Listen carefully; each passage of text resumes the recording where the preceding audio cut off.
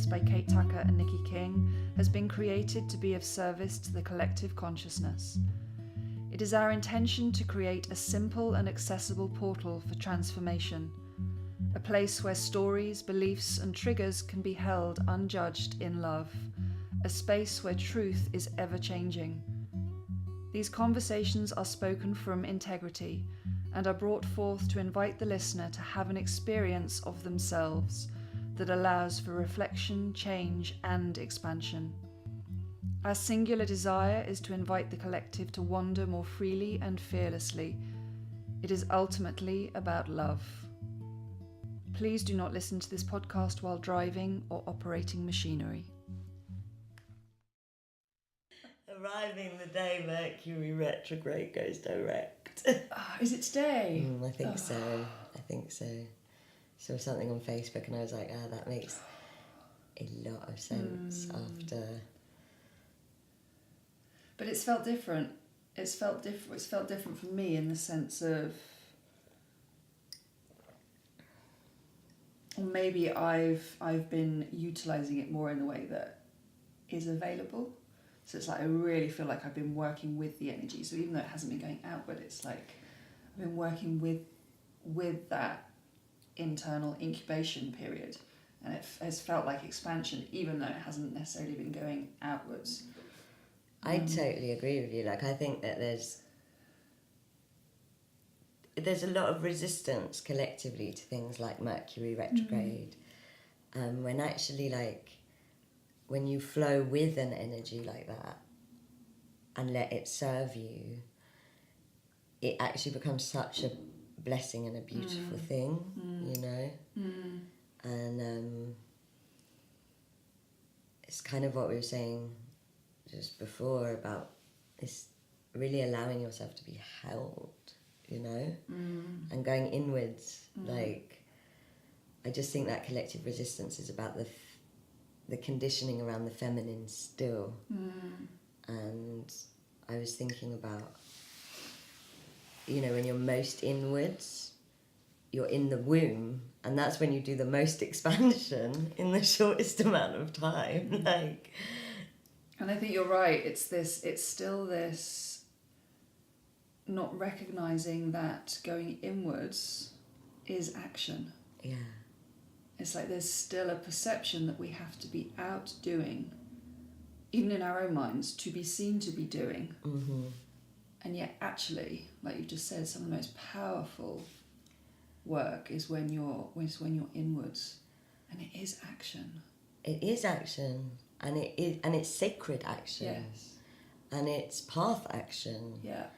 And I was actually, because as you know, well, we've both had really crazy time doing loads of work, and I was so blasted that I was like, I'm going to this event that was called Restore, and I was like, that word, I'm there, you know, I need to be there now.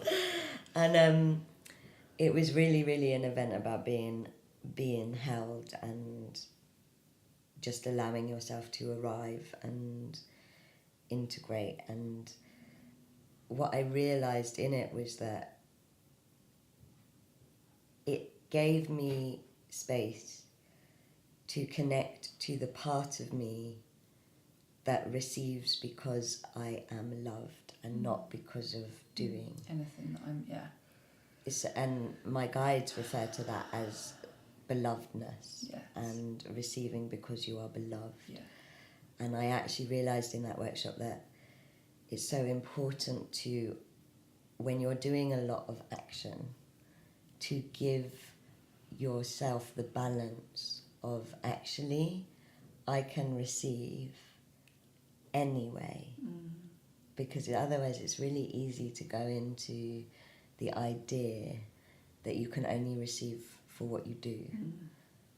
Not just financially, but in every aspect, in every sense of the self. And when you return to those womb spaces or those inner directions, it's like, no, just received for your beingness, for your belovedness.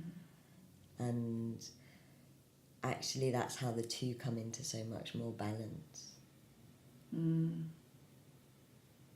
I've been really aware. I've been doing, or I'm in the middle of doing, a 21-day abundance check-in with a friend, and what it's been bringing up is a lot around value and what it actually means to value ourselves. And what I've recognised, kind of cringing and in amusement, is how much I bargain with the universe. And that for me is the same thing. It's like, actually, it's like, oh, if I do this, then you'll give me that. No matter what it is, it's like, even the simple things like, well, if I sell something that I don't need anymore on eBay, then you'll give me something in return for it. And I was just like, wow, I'm doing this on kind of like macro and micro level. It's just extraordinary how, and what I feel within that is still that separation. It's like, I'm separating myself from the universe. I'm putting it outside of myself and go, well, if I do this, then am I valuable enough to receive this from you? Have I done enough? Am I enough? And we're so conditioned into that. I mean, like, as you're speaking, I'm like, it's not a surprise we live like that, because how many children are taught that if they are good, they get pocket money. Yeah. Or if they are good, they get what they want. And if they are bad, it's going to be taken away. Like, that conditioning is at such a early age to go into the hustle mentality or the bargaining mentality. Yeah. And the trouble is that being reprimanded for bad behaviour is actually anything that the parents or peers or don't like. So it's saying that anything, like anger or, ways that we express ourselves, which are actually just a natural way of releasing. Or not going to bed. Yeah. Not feeling like you want to go to bed. Yeah. You know? Because you're following your own rhythm, and yet it's actually, you're told, no, none of this is okay. Yeah. And then you're told something's actually going to be taken away from you. Yeah. Or not given to you. And I think that pattern really manifests in our relationship with abundance later on. And, deepest respect to all parents. I understand how hard it is to parent. And these tools definitely have a place. It's just interesting on a consciousness level what that teaches you about your relationship with, because it's your first pocket money, for example, is your first money. It really sets that standard with money, that's how the universe is going to treat you, And I just actually, as you're talking, I've just had a picture of kind of playing Monopoly. And I used to hide the money underneath the board so that I didn't know how much I had. Right. So then I'd end up with like wads of money because I'd kind of saved it. But then I'd get told off for cheating. Isn't it? But it's like, isn't it? It's like those such simple but profoundly deep messages that you get, that it's like, it's not okay to. And I've had that relationship with money. It's like, actually holding on to it is not okay. No. So it's like, as soon as I get it, it's like, okay, back out the door. And the thing is that with what I'm starting to understand as I walk my path is just how big these things impact on our actions. And actually the hustle is I don't think it should be completely gone. Like, the idea of exchanging is actually a really good thing when you're going in the opposite direction, when you are doing like giving your time and energy exchange, and those lessons are really, really good. And they're part of life, and they're really good lessons to learn.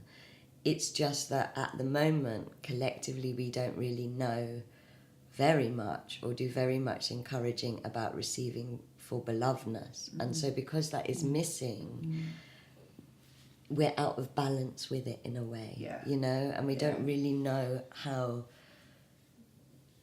to receive. I did an abundance journey last year that was all about learning how to receive, and I just didn't know how to receive. No.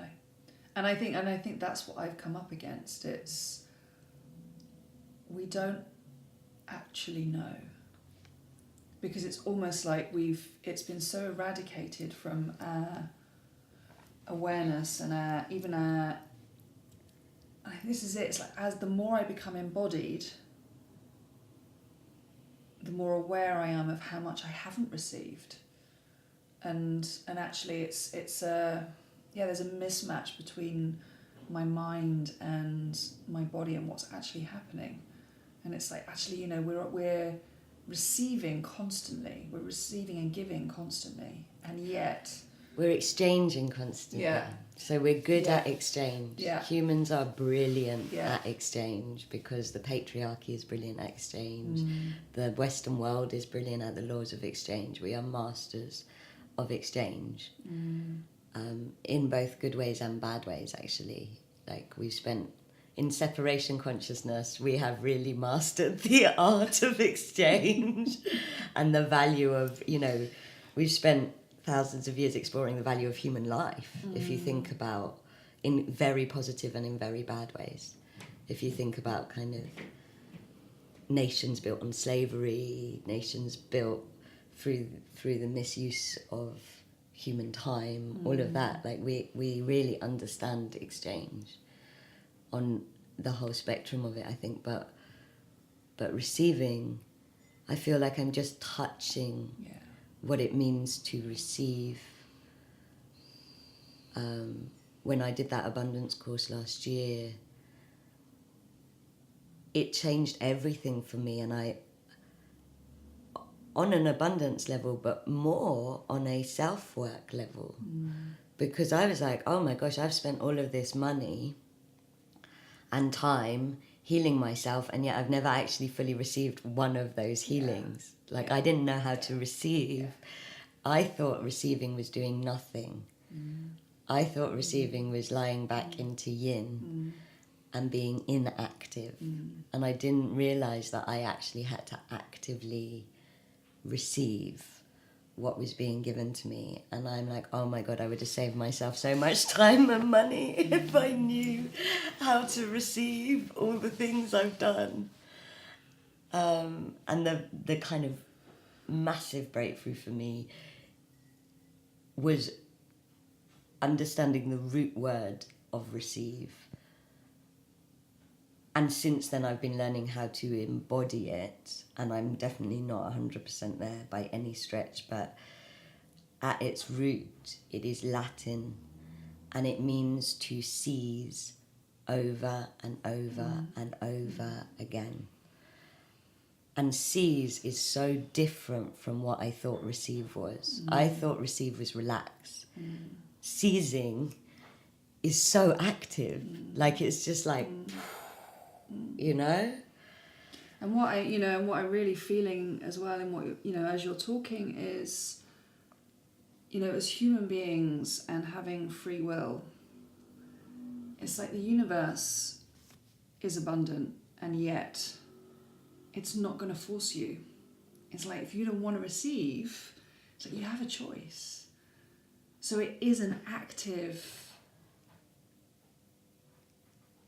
you have to participate, because the universe isn't going to force anything upon you, because you have free will to have the experience and the choice that you're making. And I often say, because I really believe it at my core, that of all the laws in the universe and in life, the law of free will will trump all others. So you can apply the laws of manifesting, the laws of magnetism, but your free will, if it is not engaged, if it is not seizing, none of those other, it's like that's the one that all other laws must pass through. And to learn to actually seize anything, whether it is to receive sexually, whether it is to receive abundance, whether it is to receive love, whether it is to receive a moment in time, a healing, to learn to receive and sees, it takes so much self-love to actually seize in that way. It's like the mind doesn't have that muscular capacity to do it. It has to come from a more muscular place in the self. A deeper place in the self that it can instinctually pull that energy in, you know? And I think this is the paradox, isn't it, of kind of, it's not an action in a doing sense, in the way that we know it. And this is why trying to understand it actually is kind of, it makes no sense to try and understand it. It's almost like the ultimate feeling to drop that deep in for it being a feeling. But it's an active feeling. And yet it's our most primal feeling. Yeah. Because we knew how to receive before we knew how to breathe. Because in the womb, we were receiving before we were breathing, before we were talking, before we were hearing. So it is the first thing we do is receive. And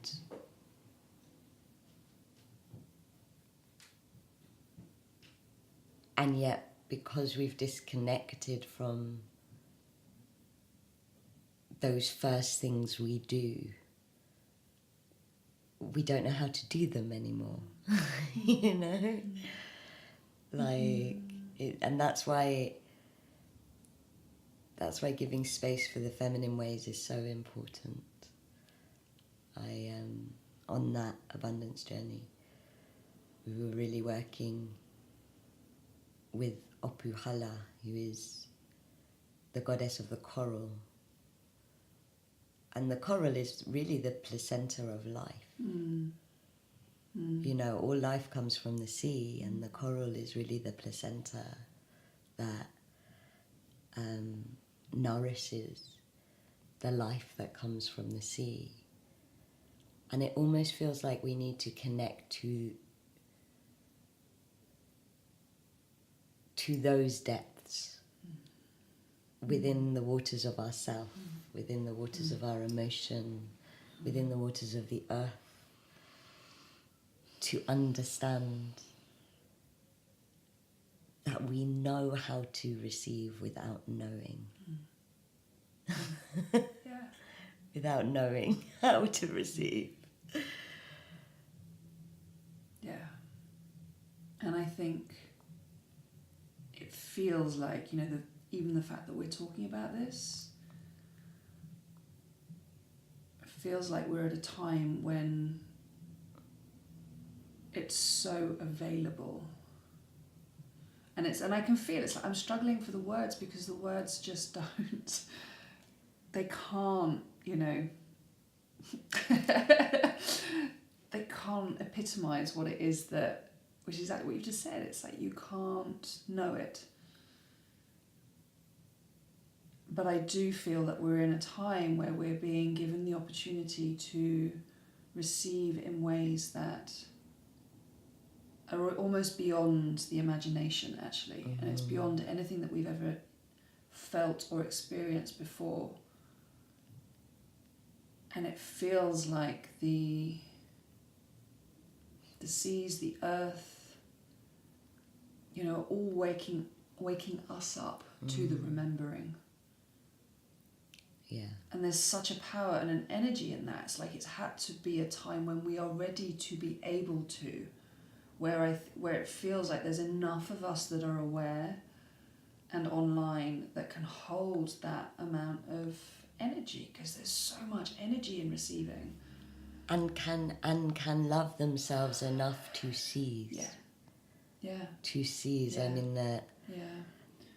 one of the things that I looked up recently actually was I was like, I wonder if we breathe in first or breathe out first with our first breath. And my conditioned mind was like, I bet it's breathe out, just because we're used to doing, you know? Yeah. And so I was like, I bet it's breathe out to make space. And actually your first breath when you're born is, you start with your in-breath. So you receive. And the in-breath is more energy. Like the breath teaches you how to receive.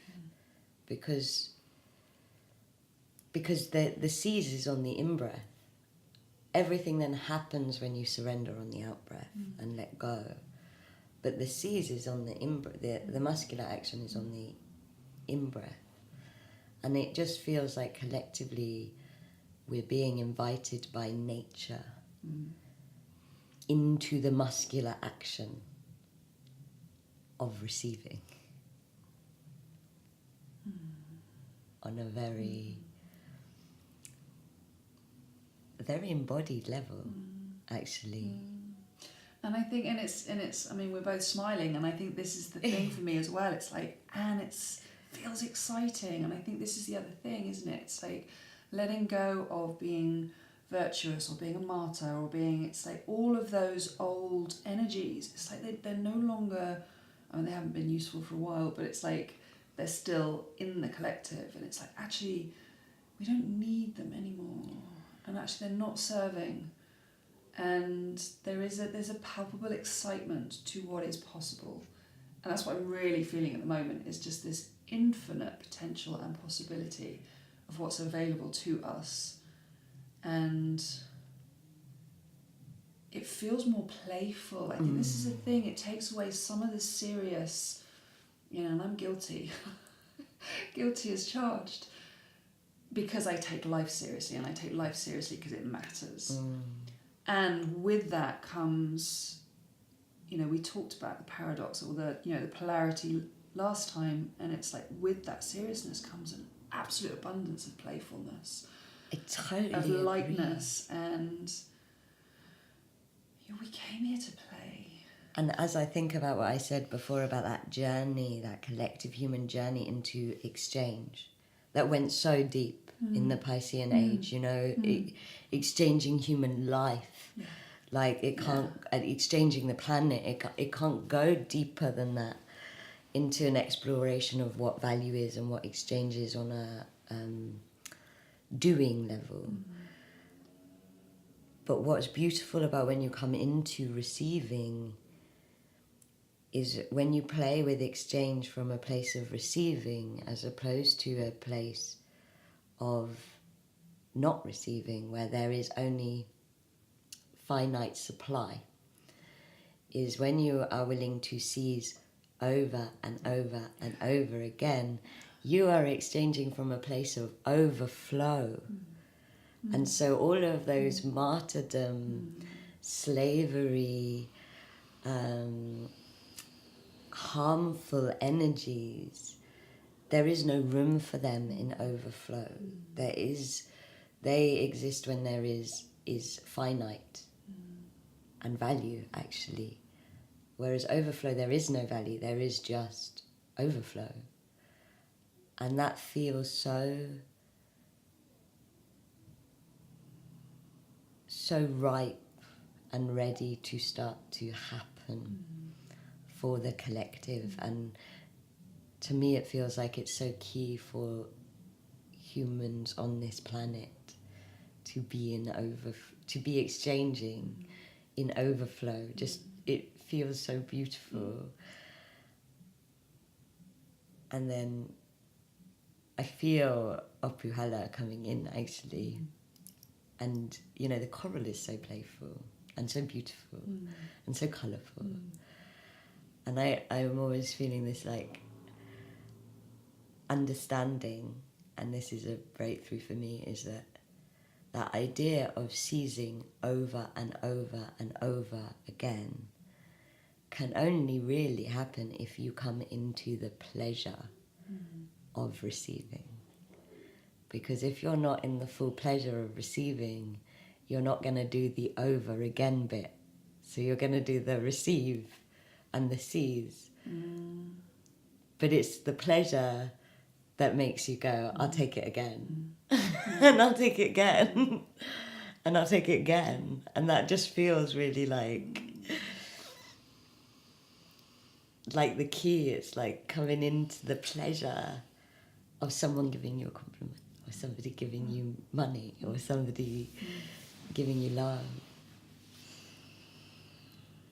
And I think, you know, what I can really feel happening then, you know, if that becomes our reality, and it is our reality, it's like the competition between people, or the lack that people feel, or the reason that we go into competition, because it's like, well, if you receive, then I don't get to, or if, you know, it's like all of that is eradicated. And then all we see in each other is beauty. There's no lack in anyone. There's no seeing something in someone else that you want, or that someone else wants from you, or it's just this wealth of pleasure there. Yeah. And actually being able to pleasure in seeing somebody else have something that is maybe not for you, but it doesn't matter that it's not for you. Yeah. And because that is oneness, because them receiving serves the whole and the overflow of the whole. And it just feels like the medicine for poverty consciousness. And poverty consciousness feels, you know, even that so many rich people are operating from, the super rich are operating from poverty consciousness.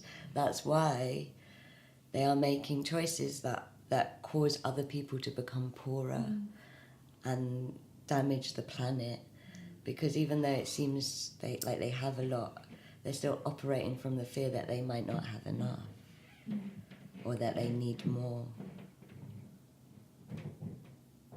rather than that they can just seize over and over and over again from infinite supply. And I feel like I just want to make the statement that money is pleasure. Money is pleasure, and money is another massive breakthrough I had after opening up to receiving, was just that the realization that money is just the most beautiful heart energy. Absolutely. It is. You don't spend money on things you don't love. Like, you don't. Even bills and annoying things, like you like being warm, you like having light. You know, we don't really put our money towards anything that we don't love. And so it is a heart energy, and it's a heart exchange energy, which is so pleasurable. If you drop into that idea that it's like, wow, this is and it's green. Most money is green, which is heart chakra coloured. Do you know what I mean? It's yeah. And yet we're so scared to receive money.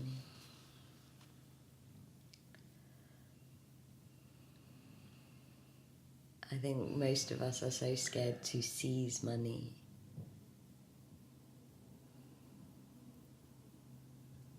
And it, you know, if I feel into what the world would be like if everybody did, it just feels like the biggest playground. And it's interesting, isn't it, that money perceptively has created so much evil, for want of a better, because of the way it's been manipulated and used. Yeah. And yet actually it is the polar opposite. It's like the what you can do with it, because we still live in a world of exchange.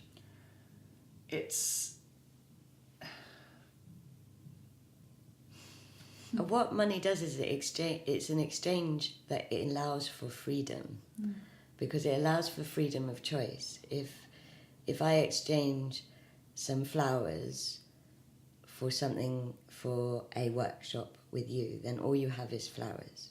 If I exchange money for a workshop with you, then you can buy flowers, or you can buy another workshop, or you can buy And so it allows for that law of freedom, which is what makes it so powerful. And also continuation of life. It's like, as you're saying that, I can feel, it's like, actually it just allows a continuation of life. And a continuation of the flow of that energy into life to create more life. Whatever life is for you. But it's like it's not finite, it's infinite. And when, and you know, because it's a heart energy, of course it's powerful. And if it's misused, then of course it's powerful. Absolutely. Because the heart is so powerful. Yeah. When I was tuning into that abundance journey last year, I had a message from Goddess Lakshmi. And she said, stop thinking that money can keep you safe. Money is a growth energy, and growth will always take you out of your comfort zone. So while you're trying to use money to keep you safe, you will never be in integrity with money. And it's interesting, isn't it? Because as you say that, I can feel where actually if you're staying safe, you're surviving, you're not thriving.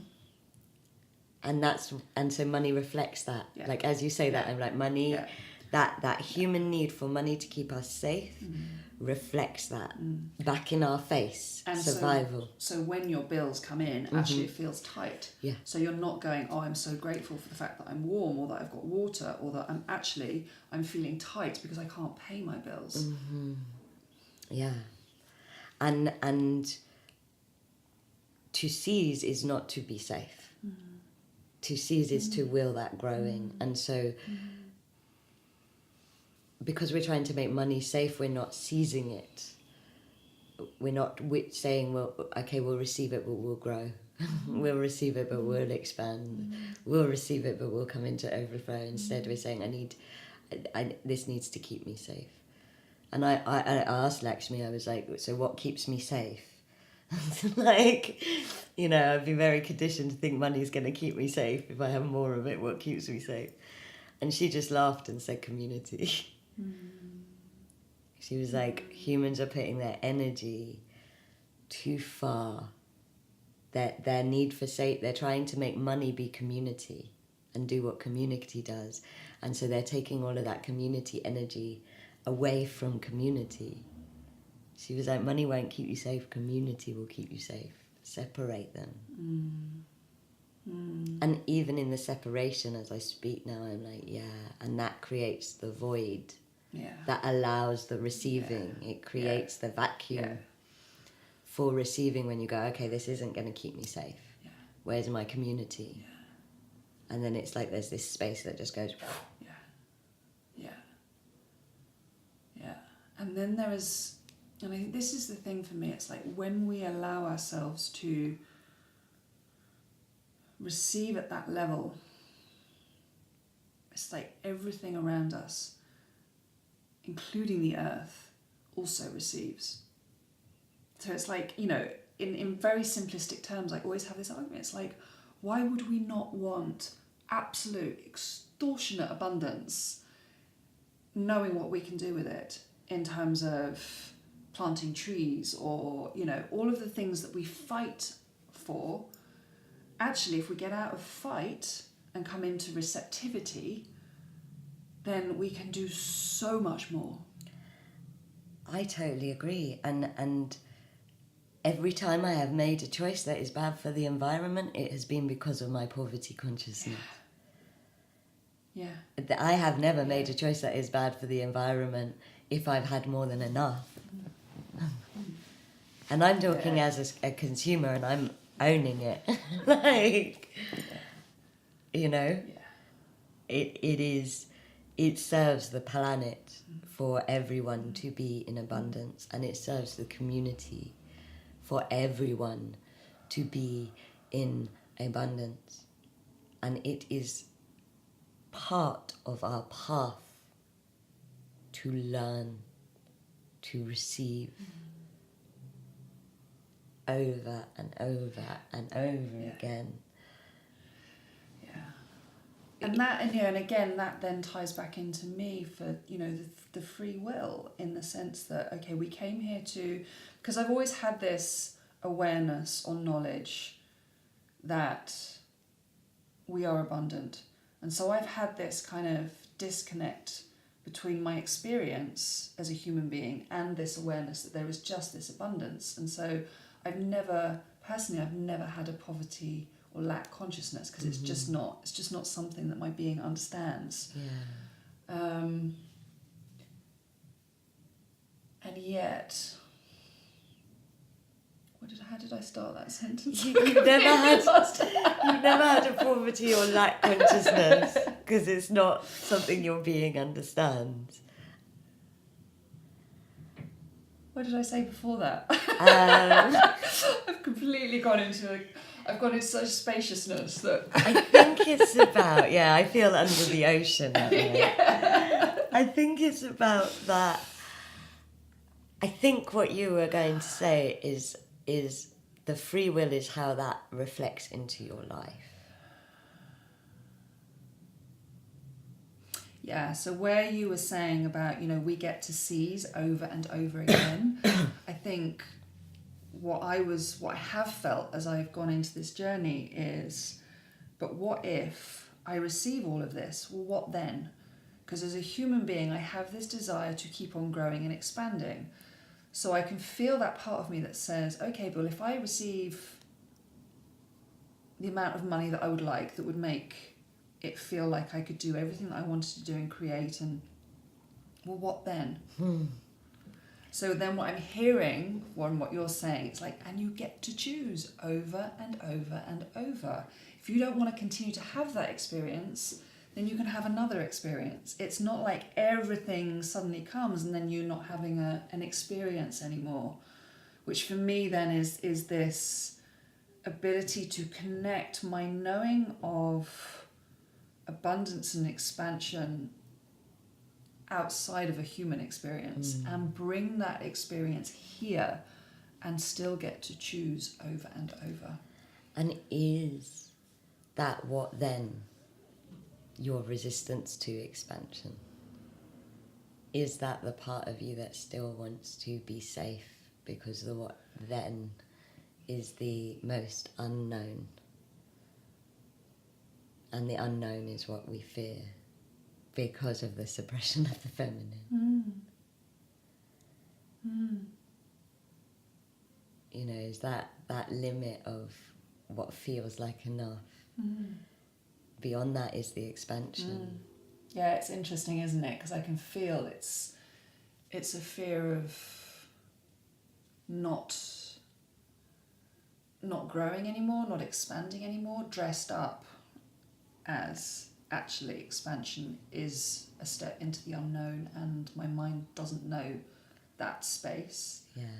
And so it feels uncomfortable going into it, which comes back to that actually this isn't a knowing experience. No. It's a primal experience. When you think of those when you think of what first fed on the coral, it didn't know. It didn't know that it would evolve into this. It just received. And this is the energy that I'm really feeling right now. That as I'm dropping deeper into trust, deeper into a love of the mystery, there is this sense of actually if I if I allow myself to receive, if I seize the receiving, then actually the need to know goes away. It just goes. It just goes like away. It's bringing tears to my eyes. It's just like... And also if you come into the pleasure of receiving, so you're not receiving for the vision or the gain or even the service, but just because receiving... when you fully receive your in-breath, it's the most beautiful breath. When you fully receive sexually, you have the most amazing climaxes. When you fully receive the moment with a friend, you are in the pleasure of being loved. And I'm just, as I'm speaking, I'm like, me and money need to receive with pleasure. Yeah. like, even though I've been doing the season, I haven't done the pleasure bit. And this is the interesting thing for me, in that it's every single one of us has a different idea of what pleasure is, in terms of how money might bring pleasure.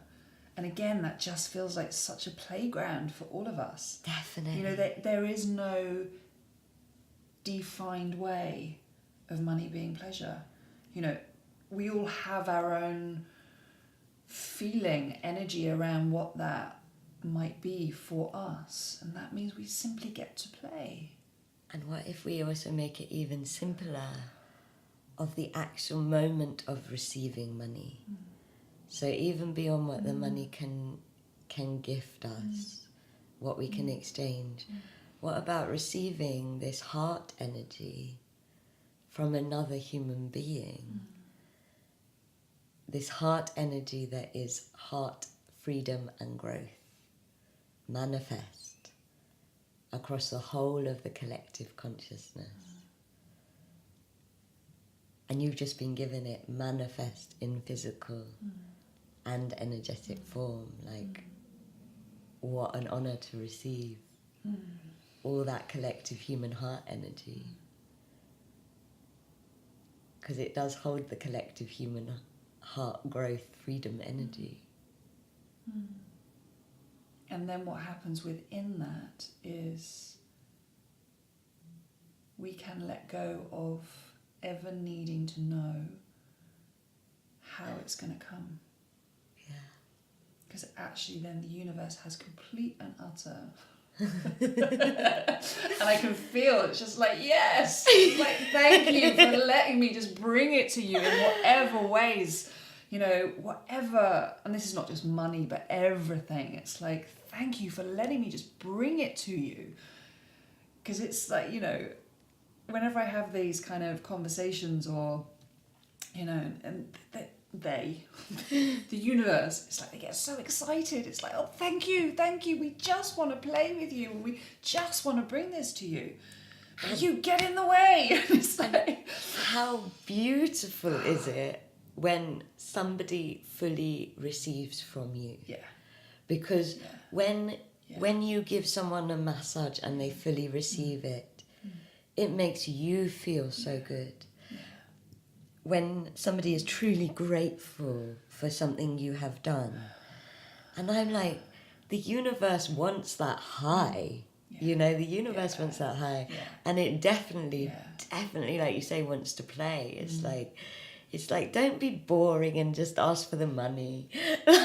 Like, come and play the manifesting game, you know, and let me surprise you. And let me give you a miracle that you can actually receive. And, you know, come into the playground of creation. And you're right, and this is the energy of it. It's like, if we allow ourselves to receive, and you're right, it's like that, having someone else receive you, for me energetically, is far more abundant than, I mean, it's it's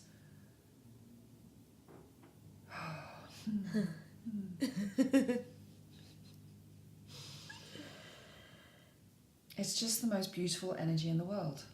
It is just the most beautiful energy in the world.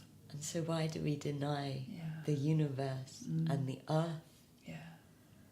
and each other of that by not seizing? By not seizing.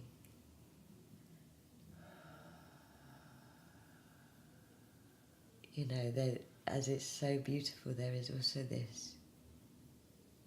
When you give and somebody doesn't receive it, as I'm tuning in right now, it feels quite harsh, actually. It feels quite a harsh resistance.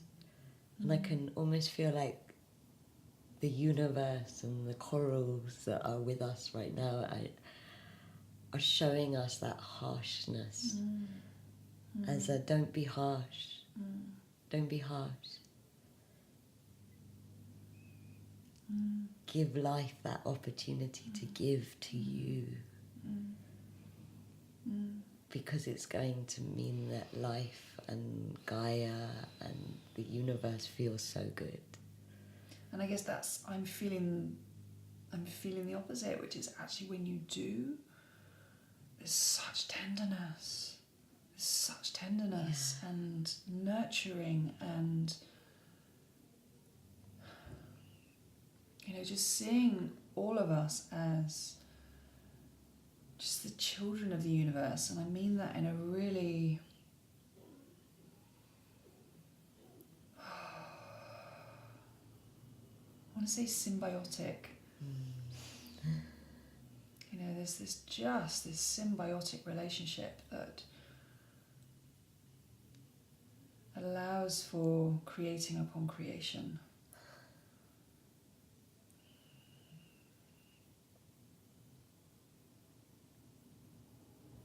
It's an effortless flow. And it's given. Yeah. It's belovedness. Yeah. It is that.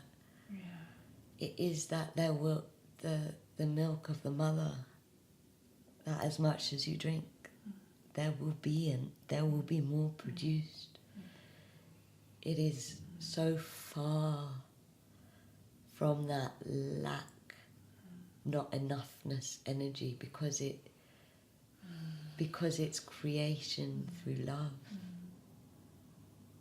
And actually I can feel that it's like, with the child on the mother's breast, how upsetting and harmful and hurtful it is when a child can't receive. When the baby can't feed. It's like how instinctively, how intuitively that hurts the mother that so wants to give.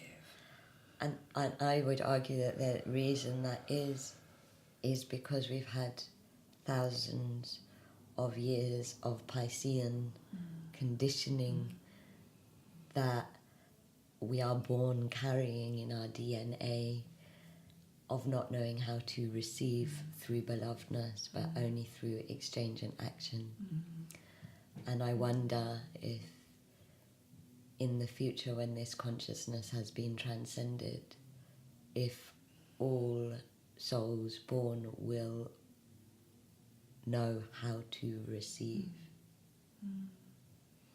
And actually, as you're saying that, I can then feel, even our conversations around worth and value become obsolete. Because we are just love. We are just beloved. It's like there is nothing else. And actually it's bringing tears to my eyes, because it's just like the parts of me that so want to battle and exchange can breathe out, and it feels like a breathe out of thousands of years.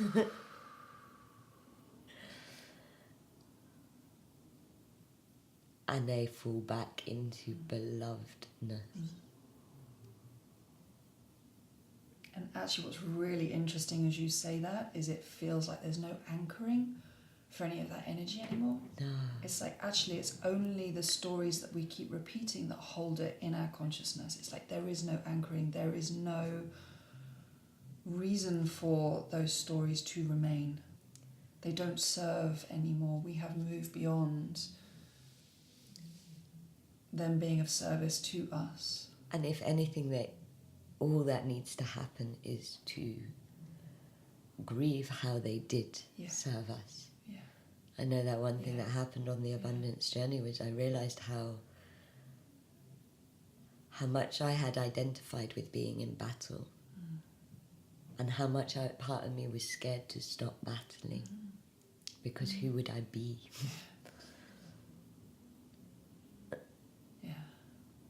And sometimes those stories need to be honoured with grief.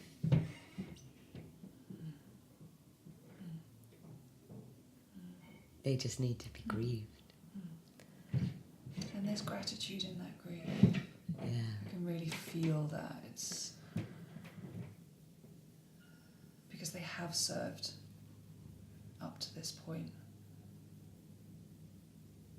And then there's just this, and it just feels like a collective grieving. They served so we could find out our sovereignty. Yeah.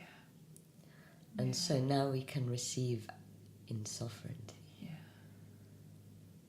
Yeah. And that feels really creational and really sacred.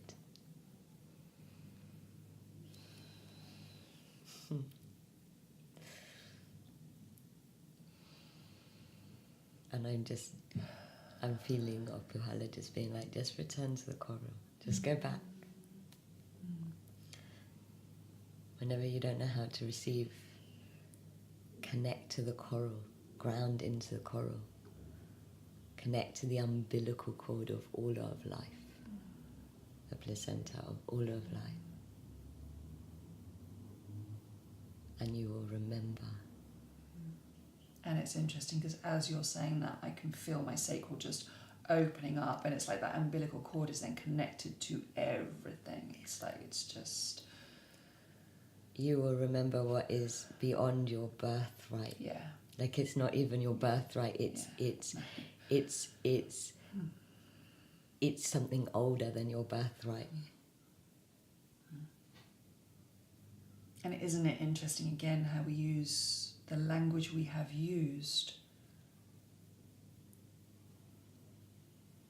has until this point put a barrier up to what it's possible to experience and to know.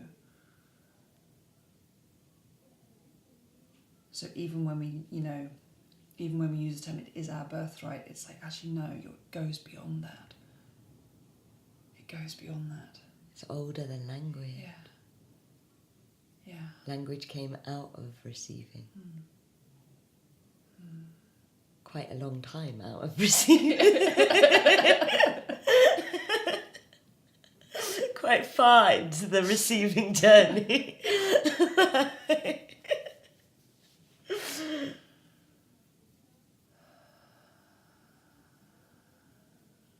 And it's interesting because then I can feel sort of like even the word beloved, it's like there's an energy before that that allows us, it's like the experience of love and being loved allows us to experience what came before. One of the root words of love is desire. And maybe all those moments where we want more, maybe that's the energy that came before, is that desire, which is the muscle of receiving, if you engage it. Like that muscular... Because the creation had a desire to expand, to experience itself in a myriad of different ways. And so it received.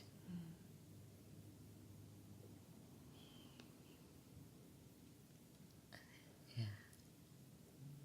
It's just like, feels like permission.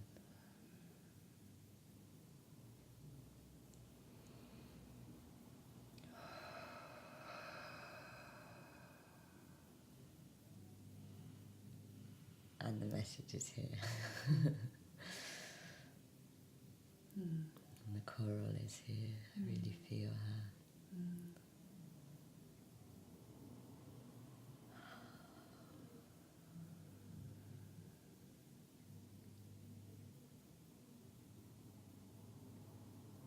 And of course we come full circle, because as I'm feeling the coral and the message, I'm thinking back to Mercury retrograde and how under the sea is so quiet. Yeah. Yeah. And yet the deeper you go, the more life there is.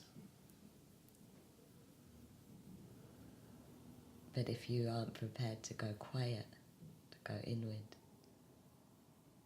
how can you find the belovedness?